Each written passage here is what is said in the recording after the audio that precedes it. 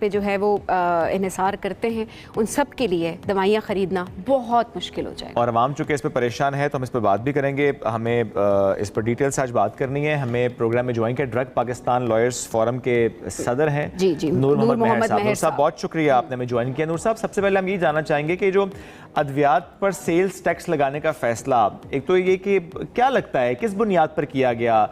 Just because चूंकि इससे पहले जैसे हम डिस्कस भी कर रहे थे कि पाकिस्तान कर्जों के बोझ तले दबा हुआ है, जब हम इकोनॉमी की बात करते हैं मुश्किल फैसले लेने का जिक्र हो रहा होता है, तो क्या इसके अलावा और कोई ऑप्शन नहीं था? सेल्स टैक्स ही लगाना यही एक वाहिद ऑप्शन है गवर्नमेंट के पास?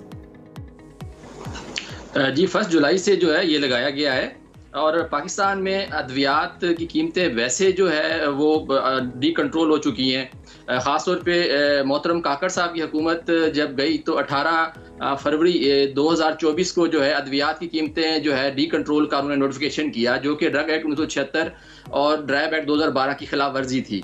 तो फिर उसको हमने चैलेंज किया इस्लामाबाद लाहौर हाई कोर्ट में, जब शायद करीम की कोर्ट में, तो वो स्टे जो है वो चलता रहा। लेकिन बाद में जो हुकूमत आई इसके बारे में इंस्ट्रक्शन दी गई तो बहरहाल वो जो है स्टे भी खत्म हो गया। अब जो पाकिस्तान में अद्वियात की कीमतें हैं वो जो है कंपनियों पे और डिस्ट्रीब्यूटर्स पे इन्हिसार है कि वो किस दवा की क्या कीमत रखते हैं या चाहते हैं। एक तो ये बहुत बड़ा मसला है। अभी भी जो है कल जो है इस पे है। मैं समझता हूँ कि पाकिस्तान में अद्वियात और ख़ास तौर पे जो मेडिकल डिवाइसेस हैं, जो शुगर की स्ट्रिप्स हैं, और पाकिस्तान में कोई 1000 से ज़्यादा जो मेडिकल डिवाइसेस हैं जिसमें यूरिन बैग से लेके सिरिंज से लेके दिल के जो स्टंट्स से लेके इस तरह की हज़ारों चीज़ें हैं, तो उसमें भी जो है अब सेल टैक्स जो है लगा दिया गया है अद्वियात पे, और ख़ासतौर पर हर्बल अद्वियात पे और विटामिन्स पे जो टैक्स लगाना जो है ये इंतहाई होम्योपैथी दवाइयों पे टैक्स लगाना जो है वो बिल्कुल मैं समझता हूँ मरीजों के साथ मरीज दुश्मनी से ज़्यादा नहीं हो सकती। क्योंकि जब ड्रैप जो है ड्रग अथॉरिटी जो है लाइसेंस देती है हर्बल आयुर्वेदिक यूनानी और मेडिकल डिवाइसेस का, तो उसके मुताबिक ये अद्वियात जो हैं ये मरीजों की ज़रूरत होती हैं और ये थेराप्यूटिक गुड्स हैं। जो ड्राइव का SRO 412 है उसके मुताबिक ये थेराप्यूटिक गुड्स हैं। ड्राइव एक्ट के मुताबिक ये थेराप्यूटिक गुड्स के जुमरे में आती हैं। जब इलाज के लिए चीज बनाई गई है, मरीज की जरूरत है, विटामिन के बगैर और चीजों के बगैर मरीज बिल्कुल ऐसा ही है। बिल्कुल ऐसे है नूर साहब, कोई शौक से तो दवाइयाँ नहीं लेती, ये तो जरूरत की चीज़ है। और इसको अगर आप इसकी कीमतें इस हद तक बढ़ा देंगे लोग नहीं खरीद सकेंगे तो इंसानी हकूक की खिलाफ वर्जी है एक तरह से। ऐसे में आपका फोरम क्या कर रहा है? क्या कोई कानूनी रास्ता है इसके खिलाफ आवाज़ किसी तरह से उठाई जा सकती है? जी हम जो है ख़ास तौर पे जेनेरिक मेडिसिन के डॉक्टर जो हैं, बाज़ जो डॉक्टर हैं वो डाकू का किरदार अदा करते हैं, फार्मास्यूटिकल कंपनियों से हर चीज़ लेते हैं। तो वो भी अब फार्मास्यूटिकल कंपनियों से इतनी मराद लेते हैं, वो मरीजों पे जो है ना कंपनियां उसको रियायत करने के बजाय वो डॉक्टर्स जो है ना ज़्यादा पैसे ले रहे हैं। तो हमने हाई कोर्ट लाहौर में जो है ये केस किए हुए हैं दोनों।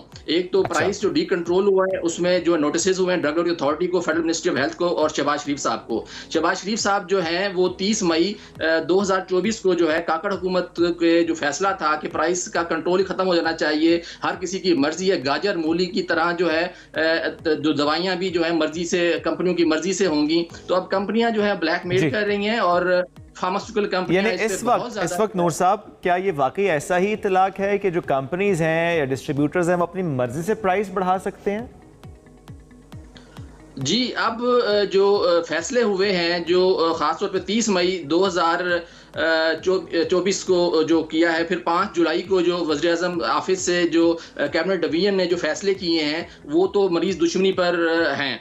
तो इस पे जो है हम एक हफ्ते बाद भरपूर एहजाज करने जा रहे हैं, क्योंकि अगर एक शुगर के मरीज को एक स्ट्रिप लेनी है, उस पर भी अगर उसने शुगर टेस्ट करनी है, अपनी जान बचानी है, उसके लिए भी अगर उसको 18% GST लेना पड़ेगा। एक विटामिन लेना है, विटामिन D3 जो है हड्डियों को और चीजों को मजबूत करने के लिए जरूरी होता है, उन चीजों पर भी जो है मैं समझता हूँ कि पाकिस्तान की सियासी पार्टियां भी जो है वो भी मैं मतलब भांग पी के सोई हुई हैं। अच्छा नूर साहब 18% ही पर बात हो रही है। जितने भी दवाइयों की हम बात करें कीमतें बढ़ने की सेल्स टैक्स की, तो 18% ही हाइक है प्राइस की सब पे।